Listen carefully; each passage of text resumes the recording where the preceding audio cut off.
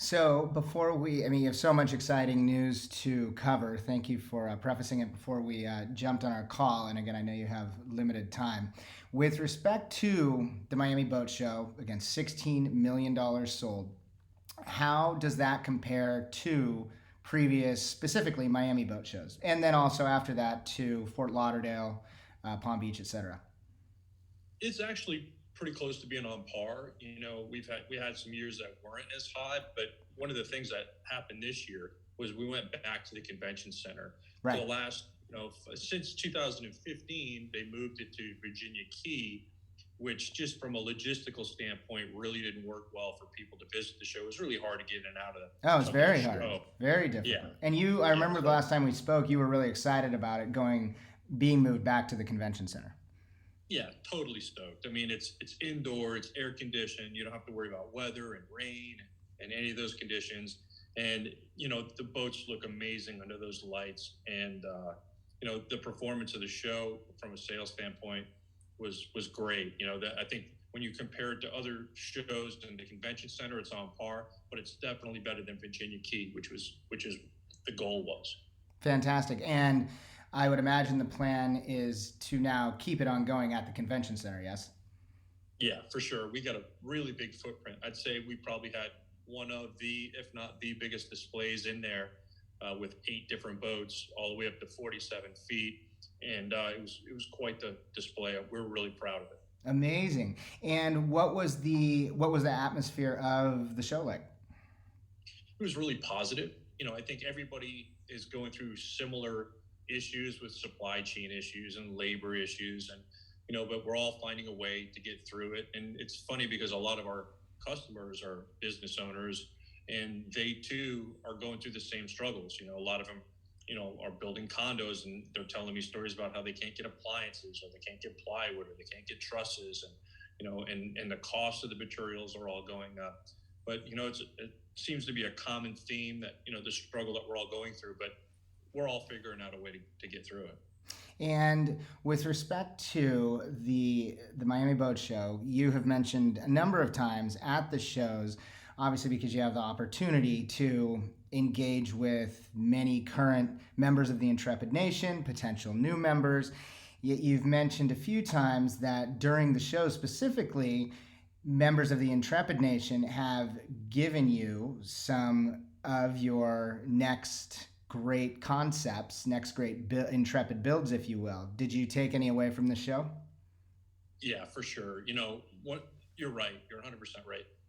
Everybody gives me all this credit for designing these boats, and I'm the first to tell you that our customers are our best designers. The biggest thing is you just have to listen, and I have that luxury of being able to go to a show and have relationships directly with our customers because we don't have dealers. Right. Because we have that direct relationship where they know me, I know them. They come up to me and talk to me, and they tell me all the stories about how they use the boat and the things that were important, the things they wish they had, and being able to get that feedback is amazing. It's a gold mine of information, and they did. And the biggest takeaway that I really got from our customers this year was they want us to go bigger.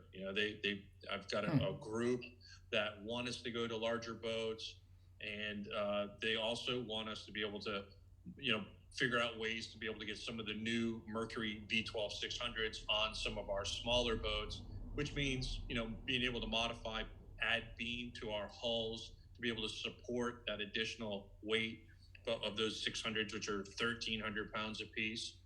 And I think those are the two biggest takeaways, and I'm already working in that direction. Right. And this is obviously very, very significant, and you shared this with me, is finally securing land on the water to create a yacht division, thus giving you the space and the capacity to build larger boats. Yeah, it's amazing news, and it's really just happened in the last few weeks. I'm in Pinellas County, which is Largo, and for anybody that is unsure where Largo is, that's the Tampa Bay area, and we were able to find land on the water, literally maybe 10 to 15 minutes away from this facility, where I'm going to build a new state of the art factory and create a yacht division for all my larger boats. It'll be 120,000 square feet, and I'll be able to sea trial right out of the back of the factory, Wow. which is going to be great. So I'll be able to take my larger boats from this facility, which is like the 43, 47 Evolution, and move them over there. Then also do larger boats because, the logistics of being able to take them to the water, delivering them, will now be taken away, and I'll have buildings built to support, boats up to, 65 feet in length. So that really opens a lot of doors for us. And because it's so close, the two facilities, I'm going to be able to bounce back and forth and oversee both pieces of property, which is great. That's amazing news. That's fantastic. Congratulations. Thanks, man. Yeah, not only, one, on securing that prime piece of land, that was obviously meant to be, and meant to be at this time for you to take this next step in creating larger boats, which I would hope would lead to Intrepid yachts. And so, and is this something that you've thought about for quite some time, and the moment this was the moment, or is it something that just recently began circling through the genius mind of Ken Clinton and Intrepid Powerboats? Yeah, actually, this has been a dream of mine for a long time. And I literally have pictures and magazines of me holding drawings of, a 54 back in 2010, and just not having the space to do it. And the way that it's come to reality is really because of the new relationship with MarineMax. MarineMax had an acquisition of Intrepid Powerboats, and part of that discussion up front was they said, look, Ken, we don't want to change anything you do. Right. What you do, the reason why we want to be a part of your team is because we love what you do, but we're also in a cash position to be able to support any of the dreams that you had going forward. And I shared some of those dreams with them. And this was the biggest part of that dream was, creating the yacht division and having a facility on the water. And they were the ones that really were able to put this together for me. Not only did they locate it and create the bid that was accepted, they're on board to help fund the factory and help us get to the next level, which is great because the other thing it does, it's going to create some efficiency even at the facility that I'm at, because I sea trial every boat that we build, and we do that at a public boat ramp. Well, the new facility being on the water is so close, it's actually closer than the boat ramp is. We're going to be able to go from this facility to our other facility on our own property, launch, sea trial. And if there's any issues during the sea trial, I can deal with it right there at our other facility rather than having to make additional trips back and forth to the water. So from an efficiency standpoint, even this facility is going to get better because of it. So we're really excited. Absolutely amazing. And what does the time frame look like with respect to creating that new facility, having it up and running, and basically saying go and starting in production over there? Yeah, I'm thinking that it's going to take us 6 months to finish the drawings. We have pretty decent drawings of the facility now, but now that it's become reality, you do a really serious drill down to make sure that every little wall and door is in the right spot. So that'll probably take 6 months, and then we're hoping, within a year after that, having it built. So my goal is in a year and a half to be laying up hulls over there at the new facility. So basically looking at 2020, so heading into 2024 and potentially starting in 2023, Intrepid Powerboats will be taking orders for, and then in 2023, and then in 2020, or will you start taking orders now, and then in 2024 being able to press play and producing those amazing Intrepid yachts? Yeah, it's all coming together. It looks like that's how it's going to fall. And, we've already got designs in the hopper, and I'm actually, working on something bigger at this particular time. So we think in the next few months, we'll be able to release some of that information. We have a rendezvous that we do at Ocean Reef this year, where I'm looking to introduce one new model. And then at the Fort Lauderdale Boat Show, another new model. So we've got some really cool stuff coming up, and I'm looking forward to getting a little bit closer to those dates so I can share more information of what those models actually are. And how exciting Have you had the opportunity? I'm guessing it's not the right moment, but how exciting will it be when you are able to let the Intrepid Nation know that, okay, now we can begin, taking your ideas, and now here are some ideas that we're working on if you want to begin ordering. I mean, I would think the Intrepid Nation, or a huge percentage of it, will be so thrilled to know what you are now elevating to and creating and able to provide them with. Yeah, they're stoked. I mean, I knew just before the Miami Boat Show, so I was able to share some of that information with them at the show, and they were literally bouncing off the walls. It was, I mean, they in some cases they literally had like cocktail napkins and pencils and like drawing, and will it have this and will it have that, so they're to say that they're excited is an understatement, and I am too. I'm all about creating art on the water, and knowing that I'm going to get a larger canvas to paint on is really cool. Yeah, this must be one of the most exciting moments of your life.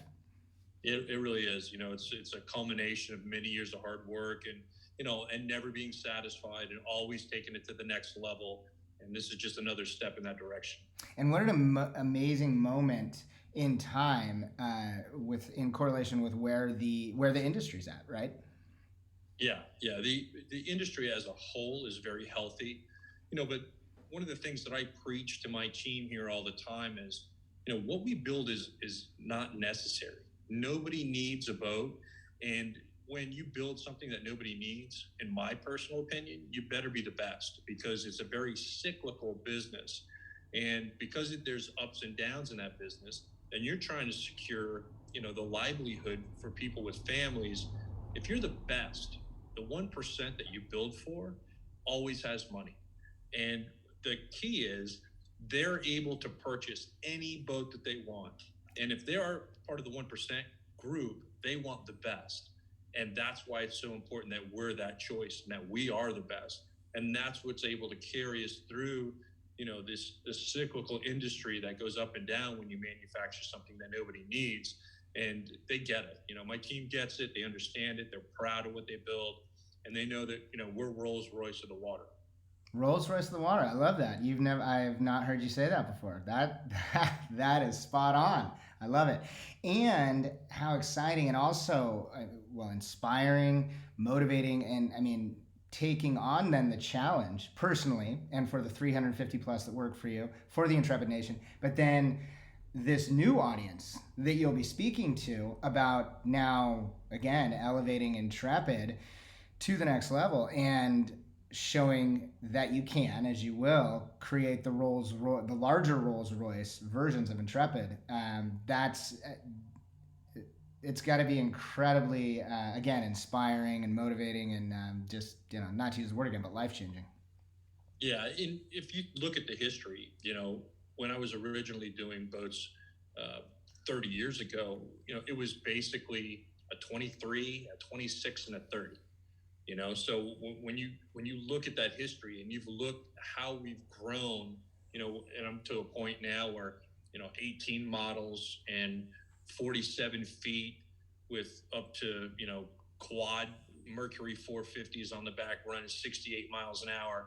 You can see what I call constant evolution. Mm-hmm. And that constant evolution needs to continue in that same direction, because that's really where our customer base, the Intrepid Nation, is taking us. They lead the way, and they tell us where they want to go, and we go down that path, and we supply them with what they're looking for. Right, and so often, circling back to, as you said near the beginning of this conversation, and as you've said many times, in that the Intrepid Nation, and as you also just said now, with respect to leading the way and also forging the path for you, in whether it's at a boat show such as Miami, Fort Lauderdale, Palm Beach, whatever it might be, in getting you to look at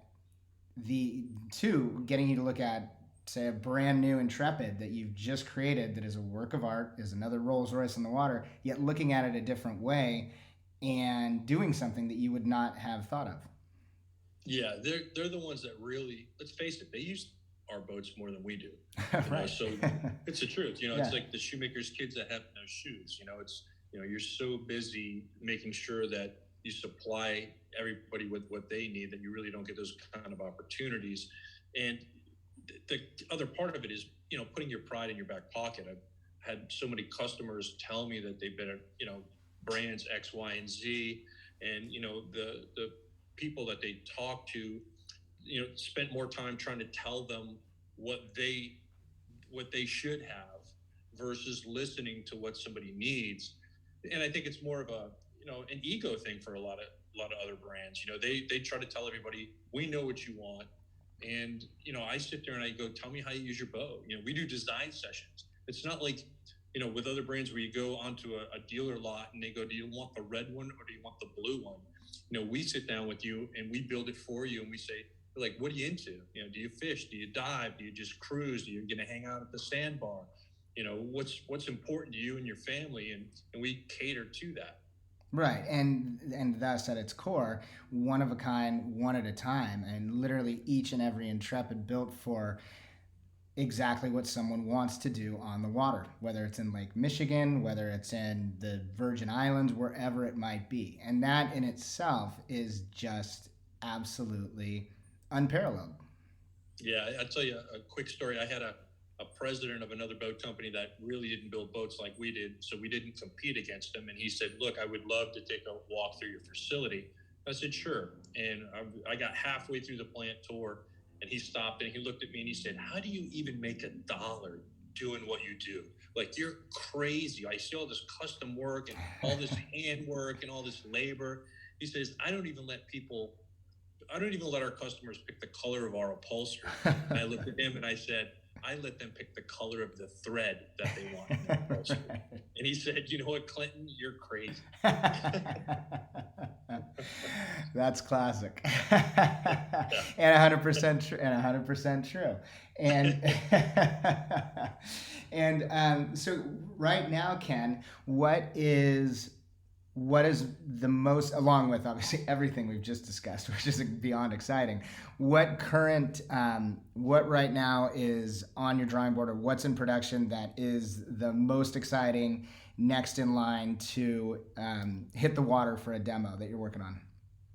Well, I usually don't give out those facts too early, but I'll say that I'm working on something a little bit bigger than usual, which I'll be able to share probably in the next couple of months. So we're doing some refresh stuff, and it's important that I don't let too much leak too early, but I'll definitely make sure that you're one of the first ones to know. Well, thank you very much. A question for you with respect to this amazing new facility that you're going to have on the water, and in correlation with having this amazing $144 million backlog. While the new facility on the water will be focused on the Intrepid yachts, the larger boats, if you will it also allow you to increase your production and not have as significant of a backlog, or do you prefer to have a strong backlog at all times, or how does that work for you? Yeah, it really won't change the backlog, because I'm not necessarily going to be building any more of what I presently build. I'll just be building in addition to. Gotcha. And I think, so it won't really increase our numbers. But what's really important about the backlog is, once again, how we talked a little bit about resale and protecting our customers that way. But the other side of this is, once again, in a very cyclical business, knowing that you've got that much work scheduled to where even if there's a hiccup in the economy, let's look at 2008, 2009, which was the greatest recession since the Great Depression. And I watched almost every boat company that I know of, and I'm going to be as bold as to say on the planet, shut down, and if anything, maybe have a skeleton crew at best. I still had a $29 million backlog at its lowest point. Mm-hmm. And I was able to continue to keep my employees working. They were able to feed their families. And it was because of that big backlog. And look, $29 million sounds like a lot, but that was a great reduction. And it wasn't so much that we had so many cancellations as it was that people just stopped ordering boats. Right. So you have that cushion that buys you time, that allows you to carry through some of those rough times. Right, absolutely. Which to a certain extent is perhaps what you saw, and for a brief moment did, momentarily happen back in March, April 2020, the beginning of COVID, and then everything changed into what it is now. Yeah, it was crazy. You're 100% right. For the longest time, I don't know that I ever had a month where I didn't sell anything. And that happened in March and then April, right after the Miami show in 2020, when COVID really started, you know, becoming an issue for everyone as a whole. And, then watching what happened right afterwards, it was kind of like somebody opened Pandora's box and Yep. it just went nuts. But, that 2 month period was scary. I think the whole world didn't know what was going to happen, and when you see your business just stop like that, it was a situation where you really were thankful for the backlog that you had. Absolutely, absolutely. And it's one of the strongest silver linings of the pandemic, COVID, in that, and obviously is happening in real time for you, luxury real estate, home and design, etc., is it gave people, in this case, we're speaking about, the affluent, with the opportunity, a forced, necessary opportunity to take a step back and realize that each and every moment counts, that this is not a dress rehearsal. And so, how do I want to be spending the moments that I have of my life with my friends, with my loved ones, where in the country, etc.? And at the top of the list is either it's more time on my Intrepid Powerboat, or I've always wanted an Intrepid Powerboat, now I need to get one. And in my opinion, with respect to that silver lining, is that regardless of what happens, whether it's Omicron 99, whatever it might be, that's never going to change. And if anything, it's only going to continue to accelerate and perpetuate that element.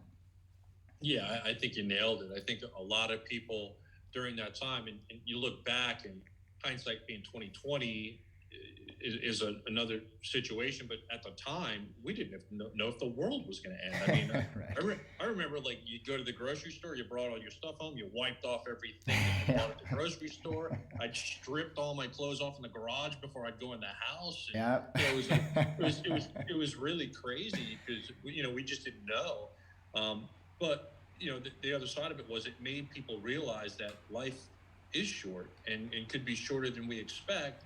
And I think, one of the other pitches that we had was, there's no better way to social distance than to be on a boat with your family because it was safe, Yeah, absolutely. Absolutely. And something that I've learned over the past number of months, and very much so during these amazing conversations with yourself and with some top yacht brokers as well, is that number one reason, you ask any great individual in the industry such as yourself, at the top of the game, or a great yacht broker, what is the number one reason that people buy a yacht, an Intrepid Powerboat? What is it? And the number one reason is to spend more time with their friends and their family, quality time.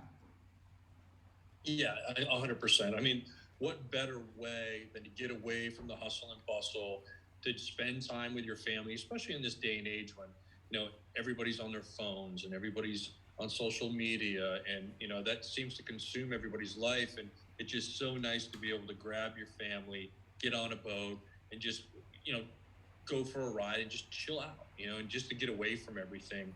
I think it's something that brings families together. Absolutely. Very, very well said. And I know that you need to get going. You're so incredibly busy, but very quickly, speaking of social media, and on a personal note, also very exciting, you just got your badass ram back from Hennessy Performance in Texas, where they've made it a 900 horsepower Mammoth, correct? Yeah, I love my toys. Between the C8 Corvette and the 392 Jeep Wrangler, and I got this TRX, and Hennessy offers the 900 Mammoth package. And it was funny because before I sent it out there, I did some modifications to it myself first. Like I did Boston rims, and I took them from 35s to 37s, and I powder coated the calipers to match the paint, and during that process found out that when you go from like 35-inch tires to 37, you lose 50 horsepower when you do that. Oh, wow. Judd, I can't have that. No, of course not. But not 900 horsepower. That's fantastic. 900 horsepower, all-wheel drive all the time. To say that truck scoots is an understatement. It's pretty cool. And also, I actually made a note of it when it was when I emailed you on Monday, and how we now are, which segued to our speaking again now during this amazing conversation, is the T-shirts that you wear and that you post on your personal social media. I made a note. I got to track down how to get some of them, because they're just absolutely fantastic. I mean, just to put those on in the morning must make you smile and inspire you. Yeah, well, it's funny because it was something that I just started doing during the pandemic. There was such negative news all the time. And then every Saturday morning, I would wear, an inspirational T-shirt, and it became a thing. It's just, not only has it become a thing, it's a huge thing. I go to boat shows, and I'll have no less than 100 people approach me and go, I can't even have my Saturday morning coffee until I see the video of you at the factory, and we're always wondering what shirt you're going to wear. So something that I casually did to raise spirits and to stay positive kind of became a thing. Now I feel pressure. It's like, okay, I gotta make sure what's the next shirt and what's it going to say. But you know what? It's a great problem to have, because it means that people care and they're paying attention. And it's when they stop talking about you, I think, is when you got to worry. So. And it's another element that it's another very positive element that you add to people's lives, in especially those members of the Intrepid Nation, from those little moments of inspiration to the Rolls-Royce bespoke Intrepid Powerboats that you create, that are life-changing for each and every current member of the Intrepid Nation, and those that are fortunate to become members of it. So, yeah, well, I'm blessed to be in a position to do it. Good stuff. Good stuff. Ken Clinton, Intrepid Powerboats, intrepidpowerboats.com. Thank you so much for your time, my friend. Is there anything that I didn't ask you that I should have, or that we didn't talk about before I let you go?